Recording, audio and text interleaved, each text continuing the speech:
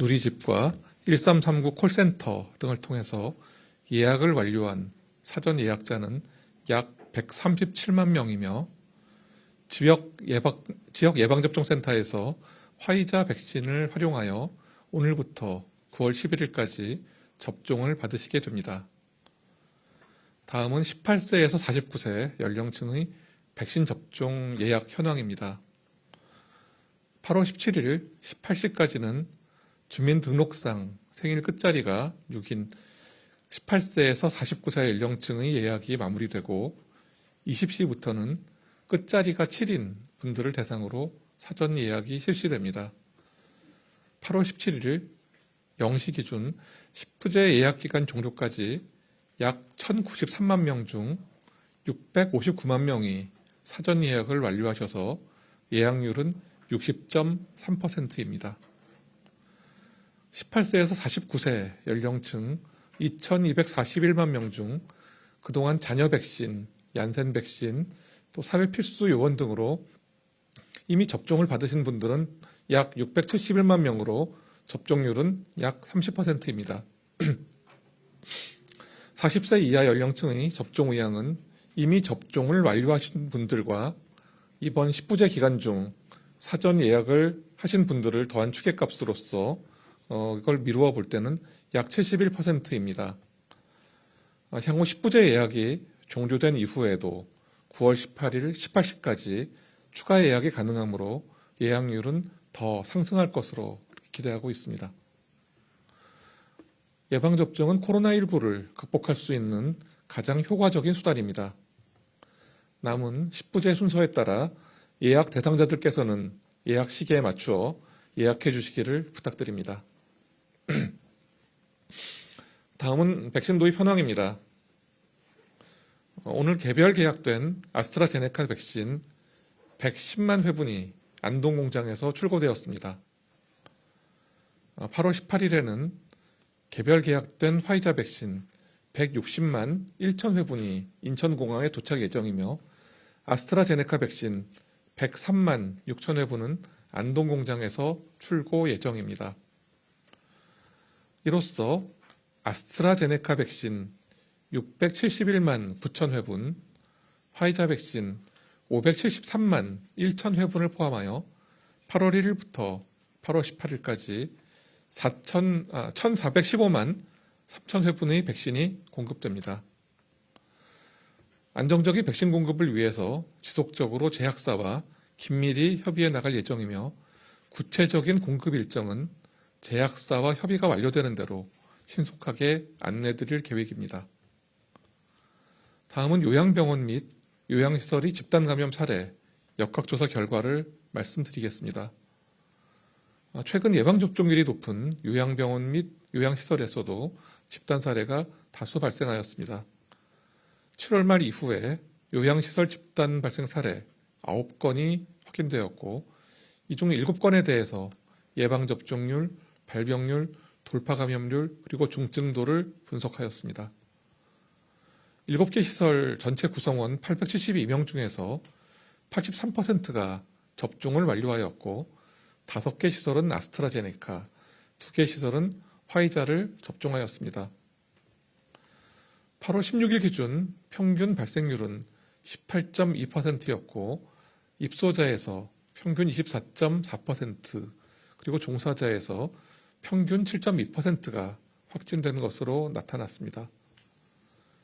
접종 완료자 중 총 134명이 확진되어 돌파 감염률은 평균 18.5%였고 입소자에서 25.4%, 종사자에서 7.7%로 나타났습니다.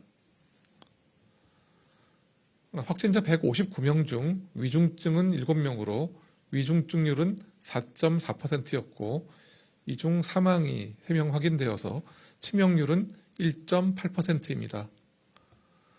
예방접종 완료자의 위중증 비율은 미접종자 및 접종 미완료자에 비해서 4분의 1 정도의 수준으로 이는 요양병원과 시설에서 백신을 통한 중증 예방 효과가 75%에 이를 수 있음을 시사합니다. 과거 요양병원과 요양시설의 유행 사례와 비교해 볼 때 예방접종률이 높아진 최근 사례들은 치명률이 낮아지고 있습니다.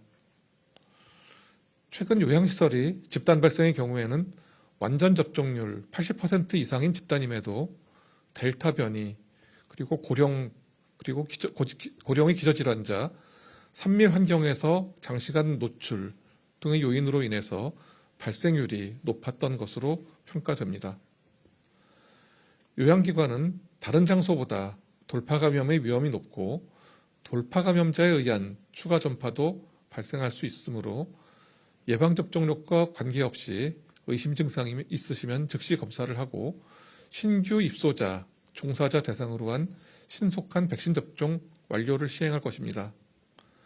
또한 출입자 관리 강화와 마스크 착용, 개인 위생, 환기 등의 방역수칙 준수가 필요합니다. 다음으로 변이 바이러스 발생 상황에 대해서 말씀드리겠습니다.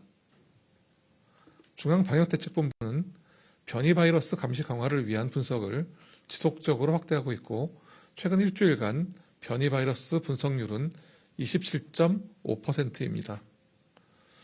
최근 일주 국내 감염 사례의 주요 변이 바이러스 검출률은 86.9%로 전주 대비 11.3% 증가하였고 델타형 변이 검출률은 85.3%로 전주 대비 12.2% 증가하였습니다.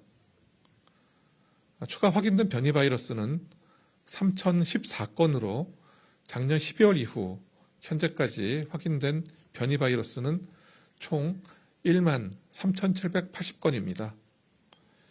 이 중 202건은 해외 유입 사례, 그리고 2,812건은 국내 감염 사례였습니다. 다음은 백신 접종 후 돌파 감염 추정 사례 현황입니다. 코로나19 백신 접종이 시작된 올해 2월 26일부터 8월 12일까지 확진자는 총 12만 9,683명이었고 이 중 백신 미접종자는 91.1%, 불완전 접종자는 7.3%, 완전 접종자는 1.6%였습니다. 8월 12일 기준 국내 접종 완료자 708만 356명 중 돌파 감염 추정 사례는 0.03%에 해당되는 2,111명입니다.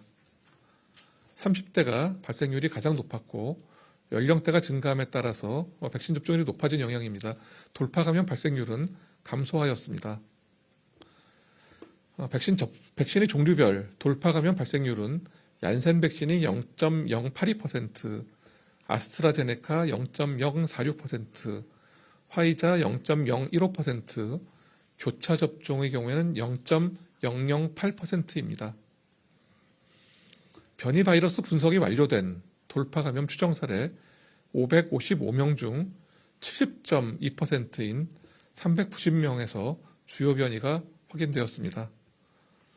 예방접종률 증가에 따라 돌파 감염자 발생은 지속적으로 증가할 수 있습니다. 다만 현재까지 돌파 감염률은 낮은 수준으로 지속적으로 유지되고 있으며 예방접종 후 확진되더라도 위중증 확률 또는 사망의 확률은 미접종자와 비교해서 아주 낮아지게 되고 있습니다. 네, 세계는 지금 세 번째 큰 유행이 진행 중입니다. 지난 6월의 주평균 발생과 비교할 때 세계의 환자는 현재 2배 가까이 감염자가 증가한 상황입니다. 이는 베트남, 태국과 같이 환자 발생을 그간 잘 억제하였던 국가와 또 예방접종률이 상대적으로 높은 미국, 영국, 독일 등의 국가에서도 예외가 아닙니다. 공통적으로 지적되는 문제점은 델타 변이로 인한 전파력 증가와 오랜 거리두기로 인한 사회적 수용성의 한계가 있습니다. 우리나라의 경우 객관적인 방역 지표는 비교적 양호한 편입니다. 백신의 완전 접종률이 50%를 상회하는 영국, 미국, 독일, 프랑스와 비교해 볼 때에도 환자 발생률과 사망률이 모두 오히려 현저하게 낮습니다. 그러나 현재의 사회적 부담과 인명 손실을 생각할 때 유행을 보다 효과적으로 통제해야 할 그런 이유는 분명하며 이를 위해 백신 접종과 적정한 거리두기 참여가 반드시 필요합니다. 특히 백신 접종에 대해서 말씀드리겠습니다. 델타 변이 등장 이후 백신 접종 효과에 대해서 의문을 가지시는 우려의 목소리도 있습니다. 델타 변이의 특성으로 인해 감염 예방을 위한 백신 효과가 다소 감소한 것은 사실이나 여전히 감염에 대해서 상당한 방어력을 갖추고 있으며 중증 및 사망 예방에는 보다 강력한 효과를 보이고 있습니다. 전 세계적 연구에서도 백신의 중증 예방 효과는 80% 이상을 있다는 것을 입증하고 있으며 오늘 말씀드린 것처럼 우리나라 요양시설 분석에서도 75%의 중증 예방 효과를 나타내었습니다. 백신은 나와 가족의 건강을 지키는 가장 강한 힘입니다. 다시 한번 정해진 접종 일정에 맞추어서 접종을 완료해 주시기를 간곡히 당부드립니다. 그리고 최근 일부에서 개인의 코로나 방어력 평가를 위해서 항체 검사를 요청하거나 권고하는 경우가 있어 이에 대해서 말씀드리고자 합니다. 항체 검사는 이전에 코로나 감염이 있었을 수 있는 사람들에 대해서 이를 식별하는 데는 도움을 줄 수 있으나 이를 선별 검사의 목적으로 사용하기는 어려우며 또한 방어 효과를 평가하기 위한 목적으로 사용해서도 안 됩니다. 항체 검사는 코로나19 백신 접종으로 나타나는 보호 수준을 평가하기 위해서 제작된 것이 아니고 항체 검사 결과가 잘못 해석되면 사람들이 적극적으로 예방접종을 취하지 않는 잠재적 위험도 있습니다. 특히 예방접종을 받지 않은 분들은 항체 검사에서 양성 결과가 나왔다고 해서 이것이 감염으로부터 자신을 보호하는 것은 아니라는 점에 유의하셔야 합니다.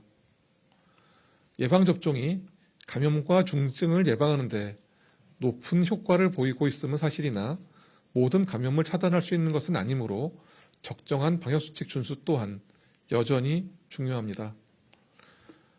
오늘도 방역 일선에서 헌신하여 주고 계시는 많은 분들에게 감사드립니다.